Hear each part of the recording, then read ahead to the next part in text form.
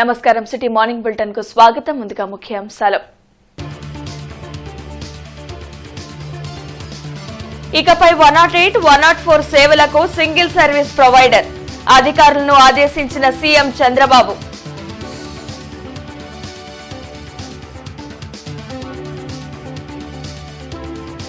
విద్యుత్ భారాల పాపం జగన్దేనన్న మంత్రి పార్థసారథి. విజయనగరం జిల్లాను బొత్స కుటుంబం ఎలా దోచుకుందో ప్రజలకు తెలుసన్న మంత్రి కొండపల్లి.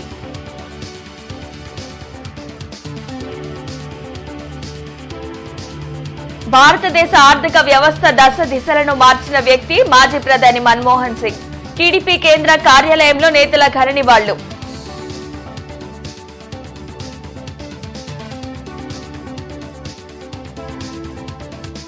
ఎన్టీఆర్ స్టేడియంలో ఘనంగా మాస్టర్ అథ్లెటిక్ ఛాంపియన్షిప్ పోటీలు ప్రారంభించిన ఎమ్మెల్యే గల్లా మాధవి.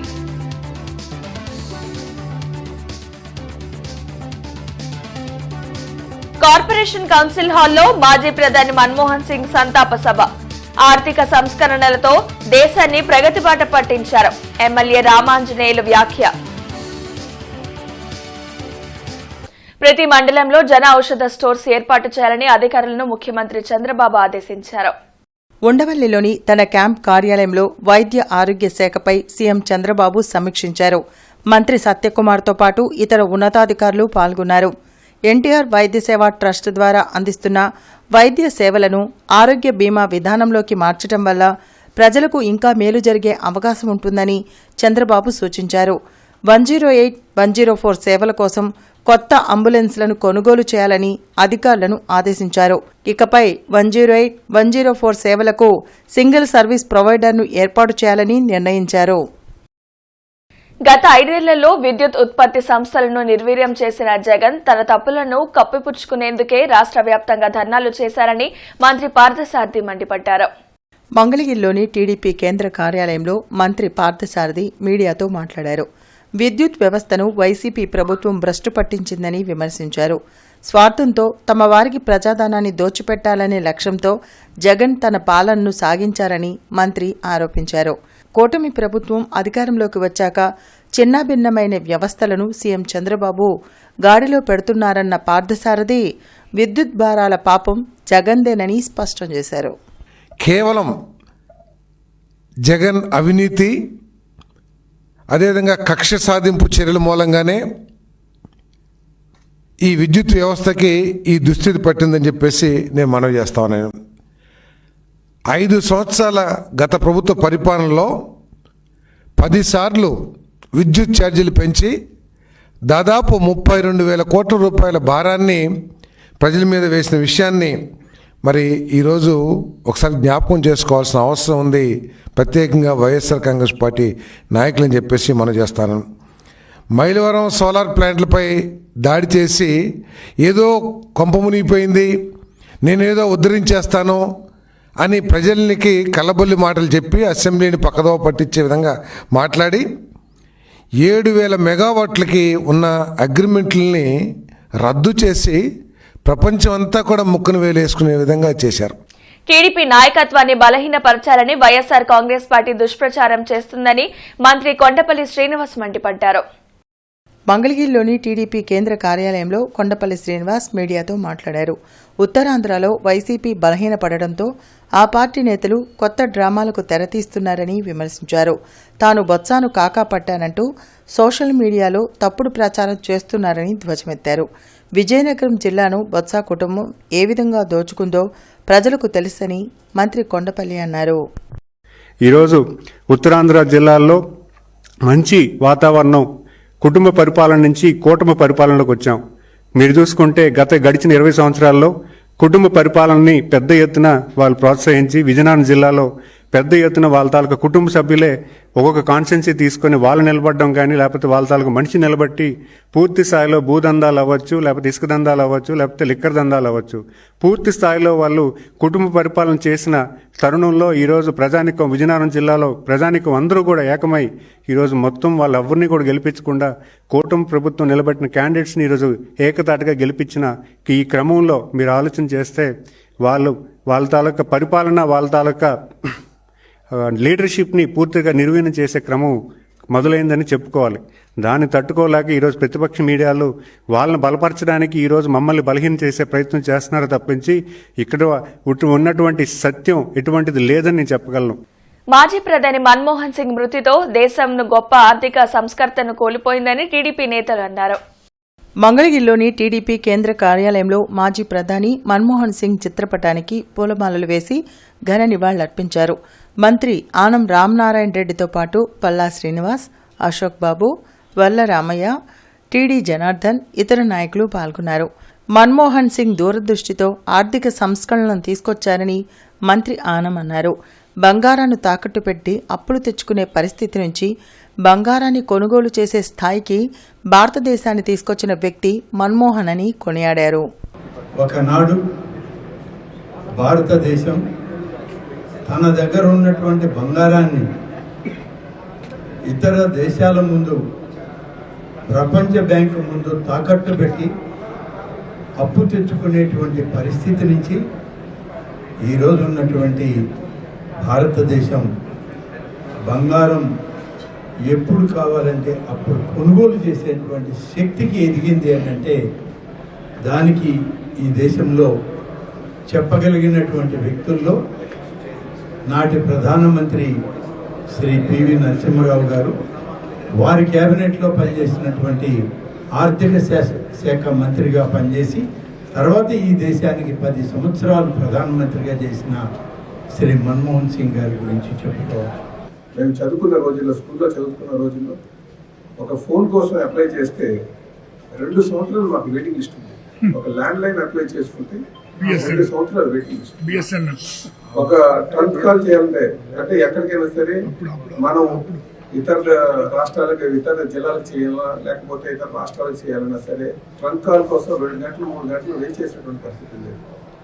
కానీ ఈరోజు ఆర్థిక పరిస్థితులు, ఈరోజు ఆ సంస్కరణలు చూసిన తర్వాత కేవలం 10 పైసలకి 5 పైసలకే మనకు కాల్ వచ్చింది. చేతిలో ఫోన్ పెట్టుకుని ఎక్కడికైనా నిమిషాల్లో మాట్లాడించింది. అందుకే నాయకులకి ఎప్పుడు కూడా సమాజాన్ని గమనించగలగాలి, సమయానికి అనుగుణంగా నిర్ణయాలు తీసుకోగలగాలి. ఆ రోజు మరి మన్మోహన్ సింగ్ గారు వారు తీసుకున్నటువంటి నిర్ణయాలే ఈరోజు ఈ ఆర్థిక ప్రగతికి మూలం అని చెప్పేసి ఈ సందర్భంగా తెలియజేస్తున్నారు. నగరపాలక సంస్థ కౌన్సిల్ హాల్లో మాజీ ప్రధాని డాక్టర్ మన్మోహన్ సింగ్ మృతికి సంతాప సభ జరిగింది. ఆయన చిత్రపటానికి ఎమ్మెల్యే బూర్ల రామాంజనేయులు పూలమాలలు వేసి ఘనంగా నివాళులర్పించారు. మాజీ ప్రధాని మన్మోహన్ సింగ్ సంతాప సభలో MLA Burla Ramanjaneyulu, mayor Manohar Naidu, additional commissioner Obulesu పాల్గొని అంజలి ఘటించారు. ఈ సందర్భంగా ఎమ్మెల్యే మాట్లాడుతూ యావత్ జాతి గర్వించదగ్గ మహోన్నత వ్యక్తి మరణం తీరని లోటని పేర్కొన్నారు. మన్మోహన్ సింగ్ లోని ప్రతిభను చూసిన అప్పటి ప్రధాని పివి నరసింహారావు ఆయన్ను ఆర్థిక మంత్రిగా నియమించారని గుర్తు చేశారు. దేశ ఆర్థిక వ్యవస్థను గాడిలో పెట్టేందుకు ఆయన ఎంతో కృషి చేశారని కొనియాడారు. ప్రపంచ స్థాయిలో భారతదేశ ప్రతిష్టను పెంచిన గొప్ప వ్యక్తి మన్మోహన్ సింగ్ అని మేయర్ కావటి పేర్కొన్నారు. నీతి నిజాయితీలతో దేశ అభివృద్ది కోసం అహర్నిశలు శ్రమించిన మహనీయులు మన్మోహన్ సింగ్ అని కొనియాడారు. అలాంటి మహనీయునికి భారతరత్న ఇవ్వాలని సూచించారు. ఈ కార్యక్రమంలో కార్పొరేటర్లు, అధికారులు పాల్గొన్నారు. కేవలం 40-42 సంవత్సరాల వయసులోనే ఒక దేశానికి ఆర్థిక శాఖ మంత్రి, మరి ఆయన మీ ఎన్నికల్లో నిలబడి రాలే. అప్పటికి ఆయన యూజీసీ గ్రాంట్ చైర్మన్గా ఉంటే ఆయన యొక్క ప్రతిభను గుర్తించి ఆనాడు ప్రధానమంత్రిగా ఉన్నటువంటి నరసింహరావు గారు ఆయన్ని ఏకంగా ఫైనాన్స్ మినిస్టర్ని చేసేసారు. అక్కడి నుంచి ఆయన రాజ్యసభకు 5 సార్లు ఎన్నిక కావడం వరుసగా.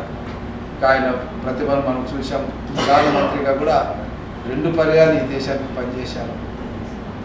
మరి నిగర్వి రాజకీయాల్లో ఒక కొత్త కోణాన్ని సృష్టించినటువంటి మహానుభావుల యొక్క కార్యక్రమాన్ని, ఈరోజు సంస్కరణ కార్యక్రమాన్ని మనం పెట్టుకోవడం అనేది మన జాతి బిడ్డను మనం గౌరవించినట్టుగా అనుకోవాలి.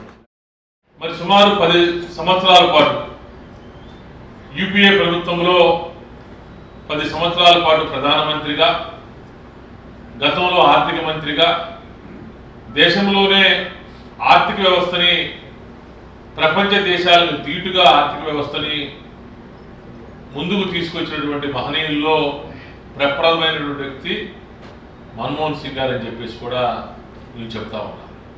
మరి సుమారు 92 సంవత్సరాలు బతికి మరి దగ్గరగా 5 సార్లు రాజ్యసభకు ఎన్నికై 10 సంవత్సరాలు ప్రధానమంత్రిగా ఈ దేశానికి సేవలు అందించి అన్ని రాజకీయ పార్టీలు అన్ని రాష్ట్రాల్లో అన్ని భాషల్లో కూడా మరి అందరి ప్రజాప్రతినిధుల యొక్క మన్ననలు పొందినటువంటి వ్యక్తి మరి మన్మోహన్ సింగ్ గారు. కాబట్టి 6వ ఆంధ్రప్రదేశ్ మాస్టర్ అథ్లెటిక్ ఛాంపియన్షిప్ పోటీలు ఎన్టీఆర్ స్టేడియంలో ప్రారంభమయ్యాయి. 2 రోజుల పాటు నిర్వహించే ఈ పోటీలను ఎమ్మెల్యే గల్లా మాధవి ప్రారంభించారు. 2 రోజుల పాటు ఎన్టీఆర్ స్టేడియంలో 6వ ఆంధ్రప్రదేశ్ మాస్టర్ అథ్లెటిక్ ఛాంపియన్షిప్ పోటీలు జరగనున్నాయి. ఈ పోటీలను ఎమ్మెల్యే గల్లా మాధవి లాంఛనంగా ప్రారంభించారు. రాష్ట్ర వ్యాప్తంగా 600 మంది క్రీడాకారులు వివిధ పోటీల్లో పాల్గొని తమ సత్తా చాటనున్నారు. 30 ఏళ్ల నుంచి 100 ఏళ్ల వరకు పలు కేటగిరీలుగా విభజించి క్రీడలను నిర్వహించనున్నారు. క్రీడలకు వయసుతో సంబంధం లేదని మాస్టర్ అథ్లెటిక్స్ నిరూపించారని గల్లా మాధవి అన్నారు. క్రీడలను ప్రభుత్వాలు ప్రోత్సహించాల్సిన అవసరం ఉందని పోటీల నిర్వాహకులు లాల్ వజీర్ కోరారు. ఒక గ్రూప్స్గా ఫామ్ చేసుకొని యావత్ రాష్ట్రం మొత్తంగా టీమ్స్ వచ్చి ఇక్కడ ఈ క్రీడల్లో పాల్గొనడం జరుగుతుంది. ఇది మన ఎన్టీఆర్ స్టేడియంలో ఈ యొక్క కార్యక్రమం లాల్ వజీర్ గారి ఆధ్వర్యంలో, అదేవిధంగా సెక్రటరీ లక్ష్మి గారి ఆధ్వర్యంలో ఈ యొక్క కార్యక్రమం జరుగుతూ ఉంది. నిజంగా ఈరోజు క్రీడలు ఎంత ముఖ్యమో మనం జనరల్గా యూత్ని మాత్రం ప్రోత్సహిస్తూ ఉంటాం. అలాంటిది ఈరోజు ఒక 60 పైబడిన వాళ్ళందరూ కూడా ఎంతో ఉత్సాహంగా ఈ యొక్క కార్యక్రమంలో ఆటల్లో పాల్గొని వారి సత్తా చూపిస్తూ ఉన్నారు. ఎందరికో ఇది నిజంగా స్ఫూర్తిదాయకం. చాలా ఆనందంగా ఉంది. ఈ యొక్క కార్యక్రమంలో పాల్పంచుకొని మేము కూడా పూర్తిగా స్ఫూర్తితో నిండిపోయి ఇక్కడి నుంచి వెళ్ళడం జరుగుతుంది. సో మరొకసారి వజీర్ గారికి లక్ష్మి గారికి కూడా ఇలాంటి కార్యక్రమాలను నిర్వర్తిస్తున్నందుకు చాలా కృతజ్ఞతలు చెప్తూ నేను కూడా పాల్పంచుకున్నందుకు ఆనందం వ్యక్తం చేస్తూ ఈ యొక్క కార్యక్రమంలో 600 మంది క్రీడాకారులు పాల్గొనడం గొప్ప విషయం. దీనిలో ప్రధానంగా మహిళలు కూడా పాల్గొనడం ఇంకా గొప్ప విషయం. అయితే ఈరోజు మా ముఖ్య అతిథిగా విచ్చేసినటువంటి గల్లా మాధవి గారు ఇక్కడంతా చూసిన తర్వాత మాస్టర్ అథ్లెటిక్స్ కూడా ఏదో ఒక సేవ చేస్తాను, మీకు ఏదో న్యాయం చేస్తానని చెప్పడం జరిగింది. కాబట్టి ఈ క్రీడాకారుల వల్ల ఎక్కువ మందికి ఆరోగ్యమే మహాభాగ్యం. దీని ద్వారా చాలామందికి ఆరోగ్యం కలుగుతుంది. కాబట్టి ప్రభుత్వాలు కూడా ముందుకు వచ్చి ఈ యొక్క క్రీడల్ని ప్రోత్సహించాలని చెప్పేసి నేను సిటీ కేబుల్ ద్వారా మిమ్మల్ని కోరుతూ ఉన్నానని చెప్పి తెలియజేస్తా ఉన్నాను. స్థానిక శ్రీ వెంకటేశ్వర విజ్ఞాన మందిరంలో పౌరాణిక కళాకారులు సాంస్కృతిక సంక్షేమ సంఘం అధ్యక్షులు నల్లక శ్రీనివాసరావు ఆధ్వర్యంలో 28వ వార్షికోత్సవాలు 2 రోజుల పాటు జరిగాయి. శనివారం సాయంత్రం అతిథులు జ్యోతి ప్రజ్వలన చేసి కార్యక్రమాన్ని ప్రారంభించారు. అభినవ నటులు చందనం నాయుడు, యుధిష్ఠర ఏకపాత్ర, నట గంభీర డాక్టర్ టివి నారాయణ, ఆంధ్ర నాట్యమయూరి రత్నశ్రీలచే బాలనాగమ్మలోని ఫకీరు సన్నివేశం, ఆలపాటి జనార్దన్ రావు దుర్యోధన ఏకపాత్రాభినయం, రాజనర్తకి శ్రీకృష్ణ రాయబారం, సత్యహరిశ్చంద్రంలోని సన్నివేశాలను చక్కటి పౌరాణిక పద్యాలతో జనరంజకంగా సాగాయి. అనంతరం జరిగిన సభా కార్యక్రమంలో పౌరాణిక కళాకారుల సంఘం మరియు అతిథులు పలువురు ప్రముఖ కళాకారులను సత్కరించారు. ఈ కార్యక్రమంలో చెన్నుపాటి కృష్ణారావు, సనిశెట్టి సాంబశివరావు, డాక్టర్ బివి రమణ, శ్రీకాంత్, సూర్యనారాయణ, వెంకటప్పయ్య, అర్జునరావు, దర్శి శ్రీనివాసరావు కార్యక్రమాన్ని పర్యవేక్షించారు. అతిథులుగా కాట్రగడ్డ రామకృష్ణ, నక్క ఆనంద్ బాబు, మన్నవ సుబ్బారావు, గల్లా మాధవి తదితరులు పాల్గొన్నారు.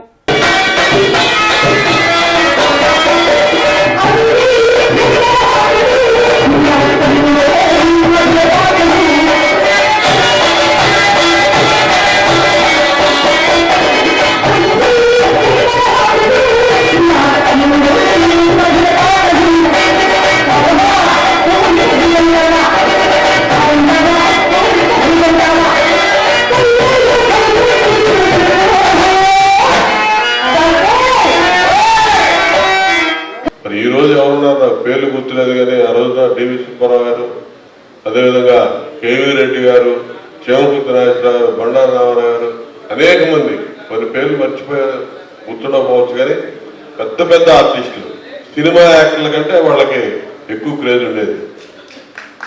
నిజంగా సినిమా యాక్టర్ల కంటే ఎక్కువ క్రేజ్ ఉండేది. ఆ రోజున అంత పోటీలు పడి నడుస్తూ ఉండే. ఈ రోజున మరి తగ్గింది, కళాదానం తగ్గింది. మేమైతే తెలుగుదేశం పార్టీ నాయకులుగా, తెలుగుదేశం పార్టీ స్థాపించినటువంటి ఎన్టీ రామారావు గారు ఒక నటుడు. నటుడు అంటే సినిమా నటుడి కంటే ముందు కూడా ఆయన స్టేజీ ఆర్టిస్ట్. ఆయన కూడా గుంటూరు ఏసీ కాలేజ్ చదివేటప్పుడే స్టేజీ ఆర్టిస్ట్గా ఎన్నో వేషాలు ఆడి రక్తి కట్టించినటువంటి ఒక నటుడిగా మరి ఆయన స్థాపించినటువంటి పార్టీలో ఉన్నటువంటి కార్యకర్తలుగా, నాయకులుగా చంద్రబాబు నాయుడు గారి నేతృత్వంలో కళాకారులుగా ఈరోజు పౌరాణిక నాటకాలు ఇప్పుడే ఆనంద్ బాబు గారు అంటా ఉన్నారు, ఇంతమంది వస్తారని చెప్పి నేను అనుకోలేదు. ఇంకా ఈ నాటకాల మీద ఒక వ్యసనం కావచ్చు, లేదా వాళ్ళ యొక్క చూద్దామనేటటువంటి ఆ పాత భ్రమలు కావచ్చు, ఏదన్నా కానీ ఎక్కువ మంది కూడా గ్రామీణ ప్రాంతాల నుంచి ఇక్కడికి రావడం జరిగింది. రెండోది ఏంటంటే పౌరాణిక నాటకాలు ఎప్పుడో 10ంటికో 11ంటికో మొదలు పెడతారు, తెల్లారుద్ది దాదాపుగా 4 గంటలకు 5 గంటలకు ముగిస్తూ ఉంటుంది. దాదాపుగా నాబోటోళ్ళు ఆ రోజుల్లో అయితే నిద్రపోయేవాళ్ళు, మధ్యలో ఎప్పుడు మా అమ్మ మా నాన్న తీసుకెళ్ళి పడుకోబెట్టేవాళ్ళు. ఈరోజు కూడా ఎప్పుడు చింతామణి అని చెప్పి కోటేశ్వరరావు గారు అడుగుతా ఉంటే అది 2ంటికి ప్రారంభం అయింది అంటున్నాడు. 2ంటికి ఎవరు వచ్చి వస్తారంటే పల్లెటూరు నుంచి అసలు ప్రేక్షకులు ఉన్నారు, వాళ్ళు ఇంకా రాలేదు, వాళ్ళ అమ్మ దీని వస్తారు అంటున్నాడు. అంటే మానస సరోవరంను కమిషనర్ పులి శ్రీనివాసులు పరిశీలించారు. జంగిల్ క్లియరెన్స్ చేసి పీపీటీ విధానంలో పార్కును అభివృద్ధి చేసేందుకు ప్రణాళిక సిద్ధం చేయాలని అధికారులను ఆదేశించారు. పార్క్ బౌండరీలను ఫిక్స్ చేసి సర్వే చేయాలని సూచించారు.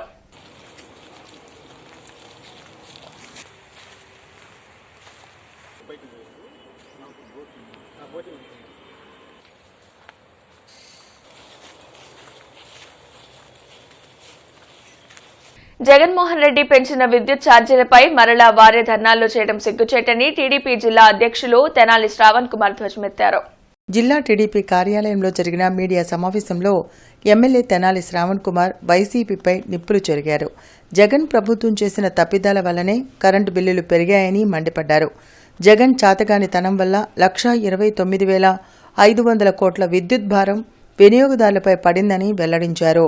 విద్యుత్ ఛార్జీల పెరుగుదలకు కారణమైన జగన్మోహన్ రెడ్డి ధర్నాలకు పిలుపునివ్వడం విడ్డూరంగా ఉందని ఎద్దేవా చేశారు. ఈ కార్యక్రమంలో దాసరి రాజా మాస్టారు, పాటిబండ్ల శివరామకృష్ణ, డి శ్రీనివాసరావు పాల్గొన్నారు. చంద్రబాబు నాయుడు గారి హయాంలోనేమో మిగులు విద్యుత్ ఉంది. ఎస్సీలు, ఎస్టీలు, బీసీలకి 200 యూనిట్ల వరకు కరెంటు ఛార్జీలు లేవు. ఆక్వా రంగానికి ₹1.50 యూనిట్కి వసూలు చేశారు. కరెంటు కోత అనేది లేకుండా అటు వ్యవసాయానికి, ఇటు గృహ వినియోగానికి, పారిశ్రామికవేత్తలకి, పరిశ్రమలకి చక్కగా విద్యుత్ అందించి మిగులు రాష్ట్రంగా విద్యుత్ ఉత్పత్తిలోను సరఫరాలోను మిగులు రాష్ట్రంగా ఉన్న ఆంధ్రప్రదేశ్ని 5 సంవత్సరాల తన పరిపాలనలో 8 సార్లు కరెంటు ఛార్జీలు పెంచి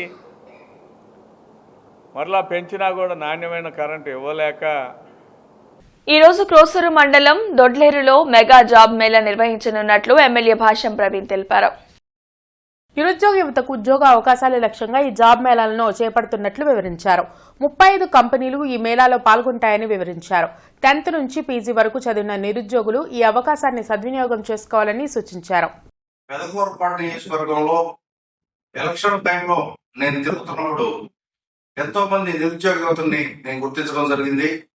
వారి కోసం నేను ప్రచారంలో భాగంగా వారికి మాట ఇవ్వడం జరిగింది. ప్రతి ఒక్కరికి ఉద్యోగ అవకాశాలు కల్పిస్తారని మాట ఇవ్వడం జరిగింది. అందులో భాగంగా శ్రీ నారా లోకేష్ గారి స్ఫూర్తితో రేపు 29వ తారీఖు ఆదివారం ఉదయం కోసూరు మండలం దొడ్లేరు గ్రామంలో రావిపాటి కళ్యాణ మండపం నందు మెగా జాబ్ మేళా నిర్వహించడం జరుగుతుంది. ఈ యొక్క కార్యక్రమంలో నియోజకవర్గానికి సంబంధించిన యువత యువకులు పెద్ద ఎత్తున పాల్గొని ఈ ఉద్యోగ అవకాశాలు ఉపయోగించుకోవాలని కోరుకుంటున్నాను. అట్లనే దాదాపు 35 కంపెనీలు ఈ జాబ్ మేళాలో పాల్గొనడం జరుగుతుంది. ఈ కార్యక్రమంలో మొదటి ఫేజ్ గా 2000 మందికి ఉద్యోగ అవకాశాలు కల్పించడం కోసం మేము ప్రయత్నం చేస్తున్నాము. KVR educational trust student union for national ఆధ్వర్యంలో ఐఏఎస్, ఐపీఎస్, సివిల్ సర్వీసెస్ పుస్తక ఆవిష్కరణ కార్యక్రమం జరిగింది. బ్రాడీపేట యూటీఎఫ్ కార్యాలయంలో ఉత్తర అమెరికా తెలుగు సంఘం సహకారంతో మేడం క్యూరీ సివిల్ సర్వీసెస్ పుస్తకాన్ని ఆవిష్కరించారు. ఈ కార్యక్రమంలో ముఖ్య అతిథిగా ఎమ్మెల్సీ కెఎస్ లక్ష్మణరావు పాల్గొన్నారు. ఐఏఎస్, ఐపీఎస్ చదవాలంటే స్కూల్ విద్య నుంచే దానిపై అవగాహన పెంచుకోవాలని కేవీఆర్ ఎడ్యుకేషనల్ ట్రస్ట్ అధ్యక్షులు కెఎస్ లక్ష్మణరావు వివరించారు. సివిల్స్కు ప్రిపేర్ అయ్యేవారికి ఉపయోగపడేందుకు ఈ పుస్తకాలను ప్రతి స్కూల్కు పంపుతామని వెల్లడించారు. సివిల్ సర్వీసెస్కు ప్రిపేర్ కావాలనుకునేవారు తప్పనిసరిగా లక్ష్యం నిర్దేశించుకొని అన్ని సబ్జెక్టుల పుస్తకాలు చదవాలని సూచించారు. ఈ సందర్భంగా మేడం క్యూరీ మాట్లాడుతూ ప్రతి ఒక్కరూ సివిల్స్ చేయాలనే గోల్ పెట్టుకొని మన చుట్టూ జరిగే విషయాలను తెలుసుకుంటూ న్యూస్ పేపర్ చదవడం ద్వారా అవగాహన పెంచుకోవాలని సూచించారు. ఈ కార్యక్రమంలో స్టూడెంట్ యూనియన్ ఫర్ నేషన్ అధ్యక్షులు కె యశ్వంత్, జన విజ్ఞాన వేదిక నాయకులు ప్రసాద్, ఎం కళాధర్, నాట్స్ అధ్యక్షులు కాకుమాను నాగేశ్వరరావు, డాక్టర్ సత్యనారాయణ ప్రసాద్, విద్యార్థులు పాల్గొన్నారు. మన దేశంలో లాస్ ఉంటాయి కదా, రూల్స్ లాస్ ఇవి ఉంటాయి కదా, అవి క్రియేట్ చేసేది గవర్నమెంట్ అయినా సరే వాటిని ఎన్ఫోర్స్ చేసేది ఎవరు? Civil servants. కరెక్ట్, వాటిని ఎన్ఫోర్స్ చేసేది సివిల్ సర్వెంట్స్, అవునా? సో ఈ సివిల్ సర్వెంట్స్కి ఎంతో పవర్ ఉంటుంది, అవునా? They decide like how the future or how to shape the country అనేది వాళ్ళ చేతుల్లో ఉంటుంది. వాళ్ళు గవర్నమెంట్కే కాదు పనిచేస్తారు, వాళ్ళు పబ్లిక్కి పనిచేస్తున్నారు. పబ్లిక్లో ఒక పాజిటివ్ ఇంపాక్ట్ క్రియేట్ చేయడానికి పనిచేస్తున్నారు. మనం ఏమనుకుంటాం, సివిల్ సర్వీసెస్ అంటే చాలా పవర్ ఉంటుంది, కార్లు ఉంటాయి, ఉంటాయి, అది కాదు కదా. They are creating real difference in the సొసైటీలో వాళ్ళు ఎంతో డిఫరెన్స్ క్రియేట్ చేయగలిగిన ఎంతో పవర్ వాళ్ళకు ఉంటుంది. గోల్ ఉన్నప్పుడు మనకి ఒక డైరెక్షన్ ఉంటుంది, ఎటువైపు చదవాలి. కాబట్టి మీరు ఈ ఏజ్లో మీరు చేయాల్సింది ఏంటంటే మొదటిది గోల్ సెట్ చేసుకోవాలి. నా గోల్ ఏంటి? రెండో పని మీరు చేయాల్సింది రెగ్యులర్గా మీ పాఠాలన్నీ బాగా చదవాలి. యాక్చువల్గా సివిల్ సర్వీసెస్కి వెళ్ళే వాళ్ళు కొంతమంది నా దగ్గరికి వస్తారు, సార్ ముందు ఏం చదవమంటారు అని అడుగుతారు. వాళ్ళకి నేను ఏం చెప్తాను తెలుసా, 6వ క్లాస్ నుంచి 10వ క్లాస్ దాకా ఉన్న సోషల్ సైన్స్ పుస్తకాలన్నీ చదవండి అని చెప్తాను. వాళ్ళంతా బీటెక్ అయిపోయి వచ్చిన వాళ్ళు అంటే మీ పుస్తకాలే, ఇప్పుడు మీరు చదువుతున్న పుస్తకాలు అన్నీ చూసారు, ఆ పుస్తకాలే ముందు చదవాలి. చాలాసార్లు ప్రశ్నలు ఆ పుస్తకాల నుంచి వస్తావు. టీటీడీ పరకామణి కేసులో విచారణ చేపట్టాలని డీజీపీని బీజేపీ నేతలు కోరారు. ఈ మేరకు టీటీడీ బోర్డు మెంబర్ భానుప్రకాష్ రెడ్డితో పాటు పాతూరి నాగభూషణం, జయప్రకాష్ నారాయణ, బాజీ కలిసి వినతి పత్రం అందించారు. గత ప్రభుత్వంలో పరకామణిలో పనిచేసిన రవికుమార్ హుండీలో డబ్బులను దొంగలిస్తే వాటిని రికవరీ చేయకుండా వదిలేయడంపై చర్యలు తీసుకోవాలన్నారు. లక్ష్మీపురం 3వ లైన్లో రోడ్లు అధ్వానంగా ఉన్నాయి. దీంతో ప్రజలు అటుగా వెళ్లేందుకు తీవ్ర ఇబ్బందులు పడుతున్నారు. కళాశాలలు ఈ రోడ్లో ఉండడంతో వాహనాలపై వచ్చేవారు రోడ్డు సరిగ్గా లేకపోవడంతో యాక్సిడెంట్లకు గురవుతున్నారు. అధికారులు సత్వరమే స్పందించి తగు చర్యలు తీసుకోవాలని మహాత్మా పూలే సేవా సంఘం ప్రతినిధి సాయి యాదవ్ కోరారు.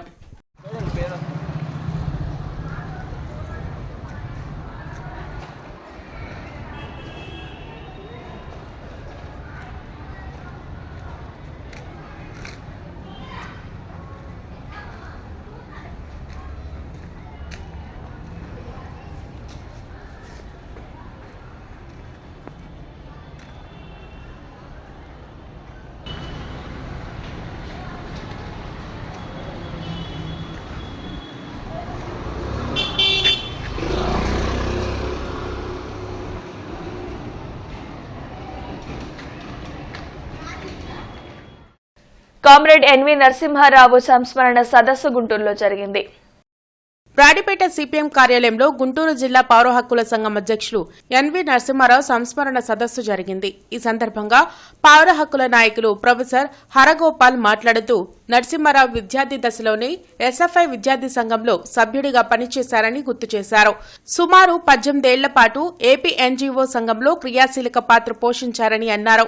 ఉద్యోగుల్లో నూతన చైతన్యాన్ని, విలువల పట్ల అవగాహన పెంచేందుకు ఉద్యోగ క్రాంతి పత్రిక నిర్వహణ, ప్రచారంలో విశేషంగా కృషి చేశారని అన్నారు. ఈ కార్యక్రమంలో వి చిట్టిబాబు, చిలుక చంద్రశేఖర్, పౌర హక్కుల సంఘం నాయకులు పాల్గొన్నారు. కనుక ఇవాళ చట్టం ముందు అందరూ సమానమేనా అనేటువంటి ప్రశ్న ఏదో ఒక 20-30 ఏళ్ల క్రితము బహుశా ప్రశ్న జవాబు కొంచెం అటు ఇటు ఉండేది, కానీ ఇప్పుడైతే అనుమానమే అవసరం లేదు. అది మనకు చాలా స్పష్టంగా మనకు అర్థమవుతుంది. దానికి మా బెస్ట్ ఎగ్జాంపుల్ చేయండి సాయిబాబా.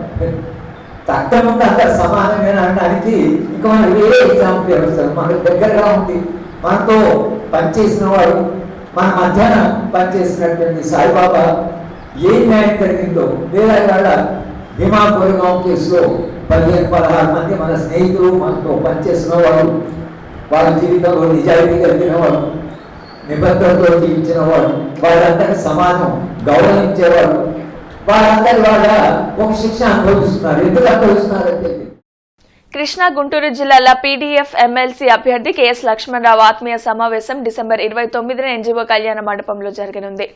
బ్రాడీపేటలోని యూటీఎఫ్ కార్యాలయంలో జరిగిన సమావేశంలో నిరుద్యోగ, ఉద్యోగ, అధ్యాపక, ఉపాధ్యాయ సంఘాల నేతలు పాల్గొన్నారు. ఈ సందర్భంగా యూటీఎఫ్ జిల్లా కార్యదర్శి కళాధర్ మీడియాతో మాట్లాడారు. ఈ నెల 29న ఎన్జీఓ కళ్యాణ మండపంలో పీడీఎఫ్ ఎమ్మెల్సీ అభ్యర్థి కెఎస్ లక్ష్మణరావు ఆత్మీయ సమావేశం జరుగుతుందని వెల్లడించారు.